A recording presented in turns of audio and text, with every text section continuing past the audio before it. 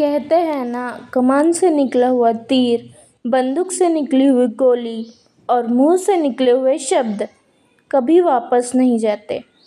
इसी बात को प्रूव करती एक स्टोरी आज मैं आप लोगों के साथ शेयर करना चाहूँगी। यह सन 1825 की बात है, जब निकोलस रशिया का राजा बना था। तो उस समय प्रजा में बहुत दंगे छिड़ गए थे, क्योंकि कोई भी निकोलस को खास पसंद नहीं करता था। इस बात से त्रस्त होकर निकोलस ने जो दंगेखोरों के समूह का सरदार था, उसे पकड़ बंदी बना लिया था और उस प्रमुख को उसने फांसी पर चढ़ाने का आदेश दिया था। जल्द ही उस दंगेखोर को फांसी पर चढ़ाने का दिन आ गया। जैसे ही उसे फांसी के फंदे से लटकाया गया, तो उसके वजन से वह रस्सी टूट गई और वह मुजरिम जिंदा बच गया।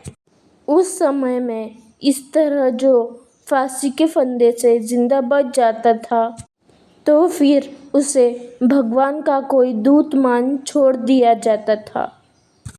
इसी बात को बताने एक सैनिक महाराज के पास दौड़ता दौड़ता पहुंचा और उसने सारी घटना महाराज को विस्तार पूर्वक सुनाई। तभी महाराज का एक मंत्री भी उसी के पास खड़ा था और उसने पूछा कि मुजरिम की जब रस्सी टूटी और वह नीचे गिरा तो उसने क्या कहा, क्या वह कुछ बोल रहा था? तो सैनिक बोला, हाँ, वह कह रहा था कि महाराज, मुजरिम को मारने के लिए एक ढंग की रस्सी नहीं मंगवा सकते तो ये राज्य का खाक चलाएंगे। तो ये बात सुन राजा को अतिशय क्रोध आया और उसने निर्ममता से उस मुजरिम की हत्या कर दी। इसीलिए कहते हैं, हमेशा विवेक रखे, धैर्य रखे और कम बोले।